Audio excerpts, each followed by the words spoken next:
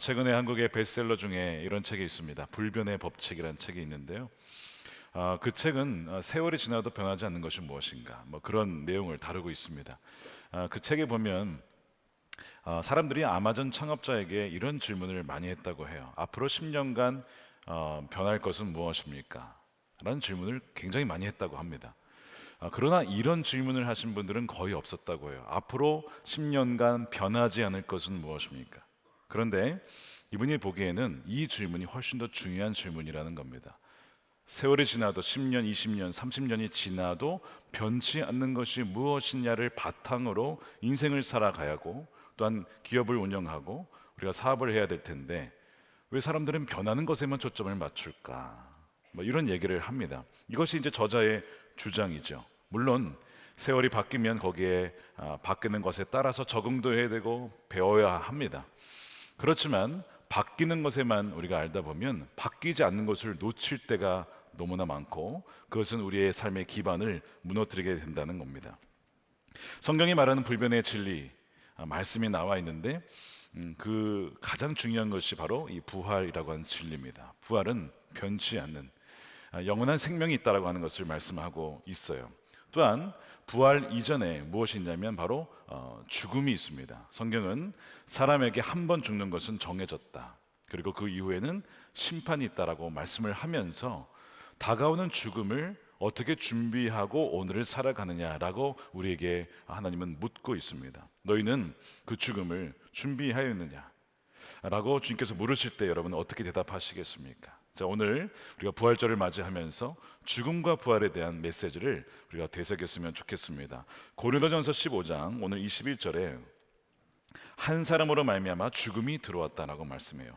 아담을 말합니다. 이 한 사람은 아담의 범죄함으로 이제는 그 죽음의 영향력이 사람들에게 보편적으로 다 미치게 되어서 죽지 않는 사람이 없다는 거예요. 피해갈 사람이 없습니다. 이 세상은 생명으로도 가득 차 있지만 죽음으로도 가득 차 있는 곳이 이 세상입니다. 생명과 죽음이 공존하고 있어요. 우리가 이렇게 살아가다 보니 죽음을 잘 마주하지 않지만 우리 우크라이나 러시아를 보십시오. 또 이스라엘 전쟁 가운데 얼마나 많은 사람들이 죽었습니까? 이 세상은 참으로 아름다운 세상이고 정말 살만한 세상이지만 동시에 정말 부패하고도 또한 불의한 세상이고 또한 죽음의 냄새가 가득한 세상이기도 합니다. 왜냐하면 죄로 말미암아 이 세상이 깨어졌고 또한 망가졌기 때문에 그렇습니다. 이것을 로마서에서 이렇게 표현을 해요. 8장 22절에 피조물, the whole creation이 다 지금까지 함께 탄식하며 신음하며 고통을 겪고 있는 것을 우리가 아느니라. 사람들과 피조물, 자연세계마저도 지금 고통을 당하며 신음하고 있다라고 분명히 말씀하고 있죠. 이것이 바로 죄의 결과입니다. 그러나 하나님께서는 신음하고 탄식하는 사람들과 이 세상을 그냥 내버려 두지 않고 이 세상과 이 모든 잘못된 것들을 바로잡기 위해 일하셨습니다. 바로 그러기 위해서 보내신 분이 예수님이시죠. 예수님께서 이 땅에 오셔서 많은 병든 이들과 아픈 사람들을 긍휼히 여겨주셨어요. 예를 들면 바디미오라는 자가 예수님이 지나가실 때 다윗의 자손 예수여 나를 불쌍히 여겨주십시오. 많은 사람들이 당시에 그런 사람들을 굉장히 배척했기 때문에요. 예수님께 다가오지 못하도록 제자들은 막았으나 예수님은 내게 오게 해라, 내게 오게 해라, 그를 불러라. 그러더니 묻는 겁니다. 내가 너에게 무엇을 해주기를 원하느냐? 그랬더니 제가 보기를 원합니다. 그래, 가라.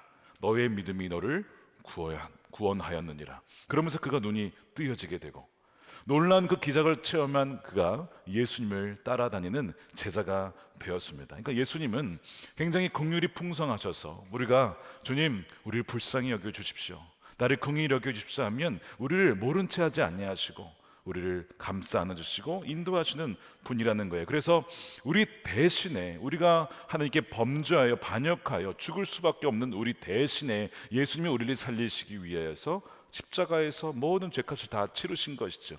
그래서 그분이 마지막에 뭐라고 하십니까? 다 이루었다, 모든 우리의 죄값을 치렀다라고, 다 이루었다라고 말씀을 하셨어요. 그리고 사흘 만에 3일 만에 부활하셔서 그 생명을 우리에게도 약속하셨습니다.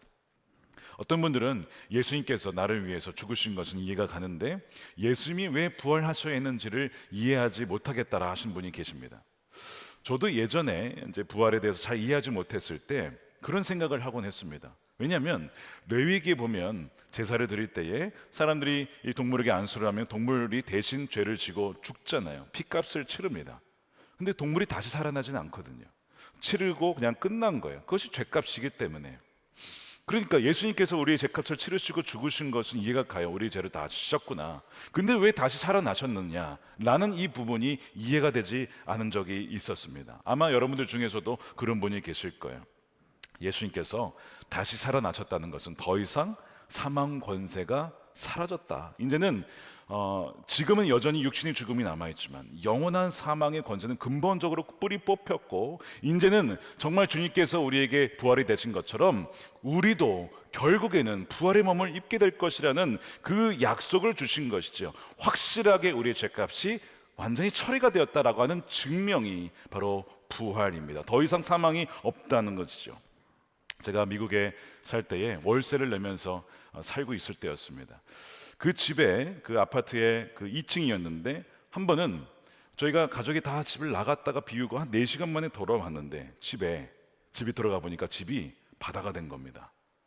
그냥 정말 말 그대로 물이 찰랑찰랑 온 집안에 차 있는 거예요.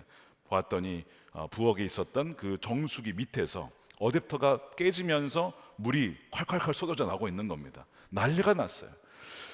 그 집이 이제 나무로 지어졌기 때문에 이제 1층에 사시는 분이 어떻게 됐을까요? 그 물이 다 흘러나와서 1층 집도 이제 번지게 되면서 2층, 1층 다 피해를 보게 된 거예요.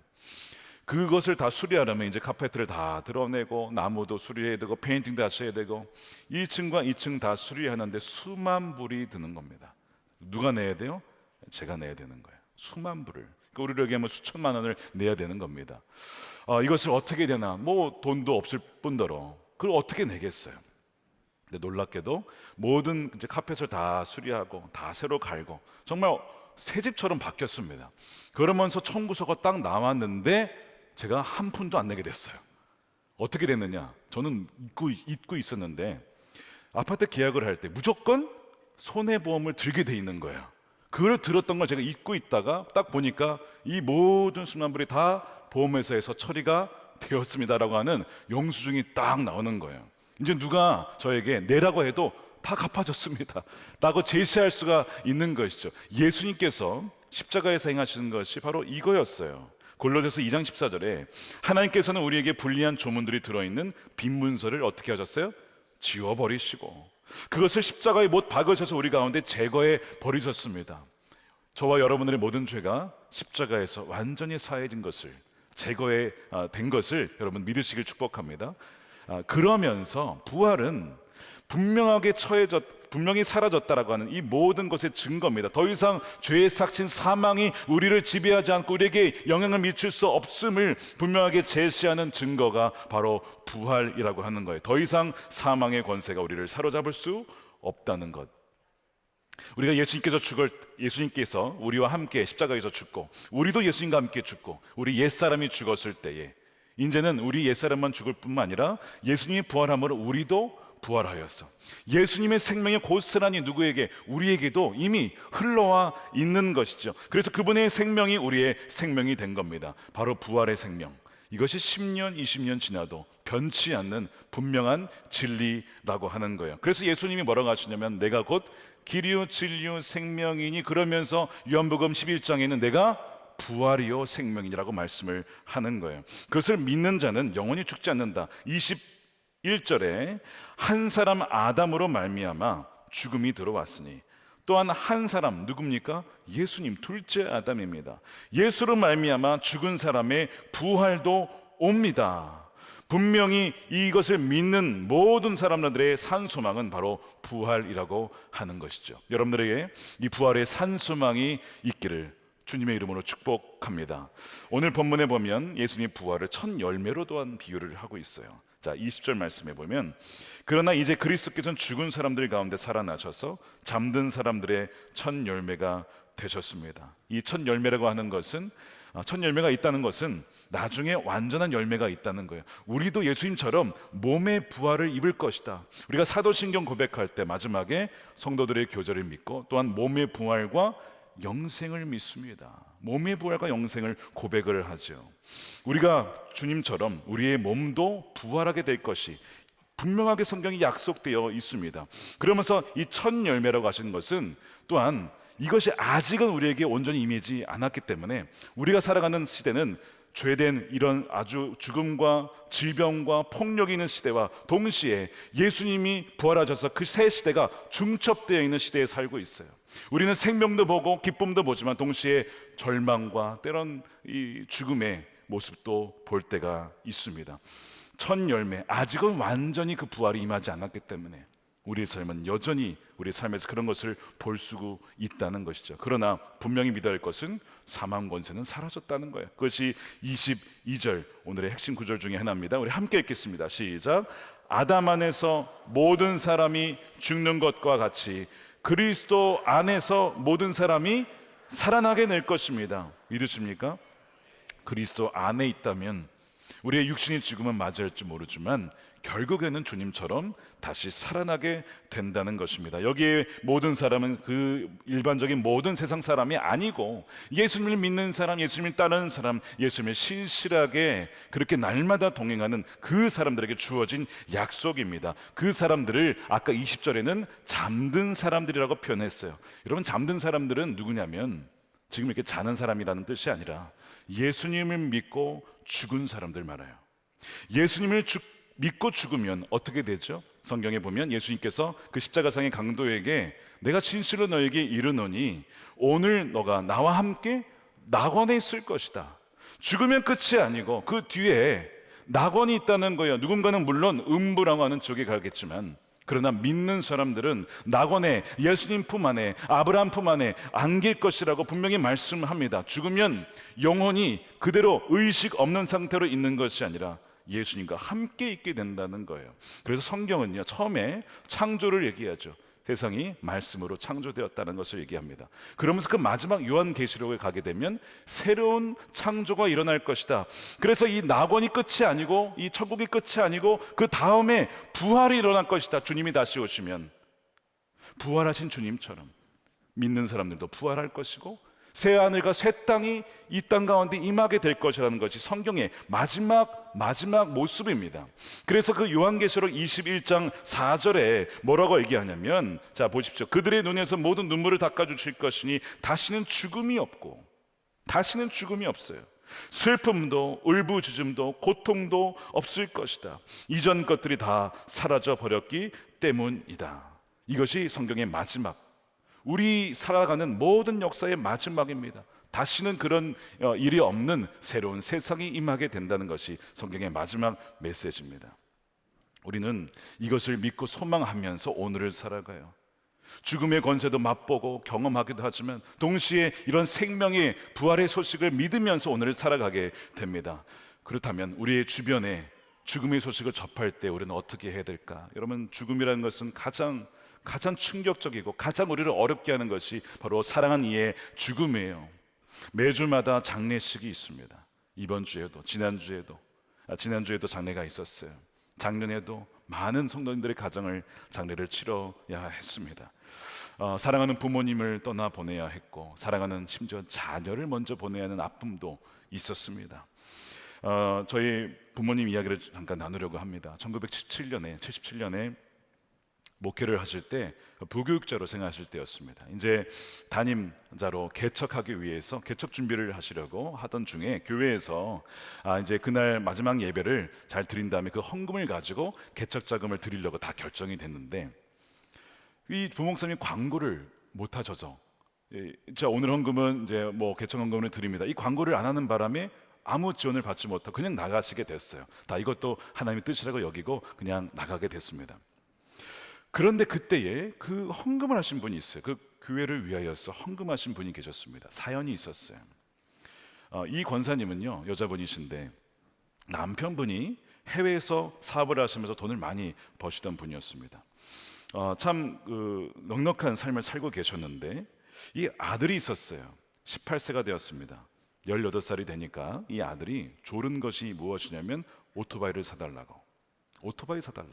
당시에 오토바이가 굉장히 비쌌을 겁니다. 얼마인지는 정확히는 모르겠지만 오토바이를 사달라고 해서 사랑하는 아들을 위해서 오토바이를 사주었어요. 그 아들이 신나했죠. 얼마나 신났을까. 신나게 오토바이를 몰고 나간 그 아들은 바로 그날로 사고를 당하고 죽게 됩니다. 하나님께서 그 아들을 지켜주실 수는 없었을까. 얼마나 마음이 아팠을까요. 이 권사님이 그날 이후로 거의 매일같이 울면서 하루하루를 보낸 거예요. 어쩌면 하나님을 원망했을지도 모릅니다. 하나님, 왜 이 아들을 지켜주지 않으셨나요? 그렇게 울면서 지내던 중에 꿈을 꾸게 됩니다. 꿈을 꾸었는데 아들이 나왔어요. 근데 아들이 공놀이를 하면서 너무나 신나게 잘 지내고 있는 겁니다. 그러면서 어떤 분이 자기에게 딱 다가오는 거예요. 느낌에 천사 같다라는 느낌이 들었어요. 근데 그분이 뭐라는 얘기를 하냐면, 아들이 천국에서 이렇게 잘 지내는 것 모르고 계셨죠? 걱정하지 마세요. 이제 걱정하지 마세요. 라는 이야기를 해주는 거예요. 꿈에서 딱 깼습니다. 꿈인데 너무나 생생한 메시지였어요. 너무나 생생한 만남이었고 또한 생생한 비전이었습니다. 그걸 보고 나서 아들이 천국에 잘 있구나 하는 것이 믿어지니까 어떤 마음이 드냐면 다시는 그 이후로 눈물이 그쳤습니다. 울지 않고 오히려 그 마음에 감사한 마음이 들더래요. 사실 여러분, 그 위험한 오토바이 그 몰았던 아들을 지켜주는 것도 하나님의 놀라운 기적이지만, 그 아들을 잃음에도 불구하고 그 신앙으로, 부활의 신앙으로, 천국의 신앙으로 더 이상 눈물을 흘리지 아니하며 오히려 하나님 그 아들을 천국에 데려가 주신 것 감사하면서 나가는 것이 더 놀라운 기적이죠. 그러면서 그 감사함으로 드린 것이 그 개척 헌금이었던 거예요. 당시에 100만 원을 교회를 위해서 드렸고, 그것이 씨앗이 되어서 교회가 시작이 되었습니다. 그리고 그 교회는 지금도 화성에 그래서 목회를 그 교회가 세워져서 많은 이들에게 복음을 증거하는 교회가 되어 있습니다. 죽음이 끝이 아니라 주 안에서의 죽음은 그것도 복이 될 수 있음을 이 권사님이 고백을 하게 된 것이죠. 요한계시록 14장 13절에 이런 말씀이 있습니다. 내가 들으니 하늘에서 음성이 나서 이르되 기록하라, 지금 이후로 주 안에서 죽는 자들은 뭐가 있다요? 복이 있다. 주 안에서 죽는 것도 복이 될 수 있다라고. 사실 우리의 일상적인 생각으로는 이해되지 않는 것이지만 천국과 그 낙원이 있다는 것을 분명히 믿어진다면 이 죽음의 불천각에 절대 들어올 수 없는 그 영원한 하나님 나라, 다시는 아픔이 없고 눈물이 없는 그 나라가 있다라고 하는 것은 얼마나 소망이 되는지 모릅니다. 이것이 고린도전서 약속의 말씀이에요. 바로 우리에게 영원한 생명이 있고 부활이 예비되어 있다라고 하는 것. 그러나 이 부활의 능력은 단지 먼 미래에 있는 것이 아닙니다. 그것만이 아니라 이미 우리에게 시작이 되었다는 것을 말씀해요. 우리가 비록 깨어진 세상에서 살지만 부활의 권능은 이미 우리에게 시작이 되었어요. 아직 완전히 임하지는 않았습니다. 그러므로 때로는 주님께서는 병든 자를 치유해 주시기도 하시고 고쳐 주시기도 하시지만 때로는 하나님께서 데려가시기도 하세요. 공존하기 때문에 그렇습니다. 그러나 분명한 것은 그 부활의 권능은 이미 시작이 되었다라고 하는 거예요. 요한복음 11장에 보면 나사로가 죽습니다. 예수님께서 사랑하시는 자 나사로라고 했어요. 아니, 사랑하는데 어떻게 나사로가 죽습니까? 근데 그가 죽습니다. 마르다와 마리아가 슬퍼합니다. 눈물을 흘리면서. 예수님이 어디 계셨습니까? 예수님. 나중에 예수님이 오셨어요. 예수님이 여기에 계셨더라면 내 오라비가 죽지 않았을 겁니다. 왜 예수님이 이렇게 늦게 오셨나요? 막 이런 식의 약간 원망 섞인 말을 하기 시작하죠. 그때 예수님께서 부활을 얘기하십니다. 나는 부활이요 생명이다. 너가 믿느냐라고 얘기를 하면서 마르다가 무슨 얘기를 하냐면, 아예 마지막 때에 부활이 있는 것은 저도 믿습니다. 그런데 지금 내 오라버니가 죽지 않았습니까? 지금 그게 나중에 있는 게 지금 무슨 소용입니까? 이런 식으로 얘기를 해요. 그러니까 예수님이 아니야 마르다야, 그 부활의 권능은 이미 시작이 된 거야 라고 하면서 나사로를 살리시거든요. 이 나사로는 부활이 아닙니다. 왜? 다시 죽었거든요. 그는 소생이에요. 근데 그 소생을 통해서 예수님이 보여주신 게 뭐냐면, 부활의 권능은 미래에만 있는 것이 아니라 이미 우리에게 시작이 되었다. 비록 완전한 모습은 아니지만 이미 시작되었다는 것을, 그것을 보여주기 위해서 나사로를 소생시켜 주신 것이죠. 너가 그것을 믿는다면 너에게 온전한 부활이 나에게 첫 부활로 통하여서 너에게까지 임하게 될 거야. 너가 그것을 믿느냐라고 물은 거예요. 여러분들에게 지금 이 부활의 권능이 있음을 믿으십니까? 동일한 질문을 하고 있는 겁니다. 예수님께서. 다시 한번 오늘 에베소서 1장 19절 말씀을 우리 개역 개정판으로 한번 읽어볼게요. 자, 보십시오. 시작. 그의 힘의 위력으로 역사하심을 따라 믿는 우리에게 베푸신 능력의 지극히 크심이 어떠한 것을 너희로 알게 하시기를 구하노라. 감옥에서 간절히 지금 에베소 성도를 향해서 간구하는 것은 알았으면 좋겠습니다. 눈이 열렸으면 좋겠습니다. 우리에게 베푸신 능력, 아까 구절을 다시 보여주십시오. 우리에게 베푸신 능력이라고 했어요. 베푸실 능력 아닙니다. 미래에 주시겠다는 것이 아니고 이미 우리에게 베풀어 주셨다는 것이죠. 이미 우리에게 그 부활의 능력이 주어졌다는 것입니다. 누구에게? 저와 여러분들에게, 이 그리스도 예수 안에 있는 이들에게 이미 주어졌다는 것입니다. 그것을 알게 되기를 원한다는 거예요. 저의 기도도 마찬가지입니다. 저의 기도도 우리 모든 성도들이 알기를 원합니다. 이미 부활의 능력이 있음을 알게 되기를 원합니다. 그래서 우리가 오늘 부활절 이 날 주 예수 그리스도 부활하신 주님을 바라보며 주목하며 그 능력으로 우리가 세상에서 살아가기를 원하기에 오늘 이 자리에 모인 것입니다. 우리가 부활의 증인으로 살아가야 합니다. 바로 여러분들의 모든 말과 행동과 삶에서 그 안에, 우리 안에 살아계신 주님이 증거될 수 있도록 하나님은 우리를 증인으로 부르시는 거예요.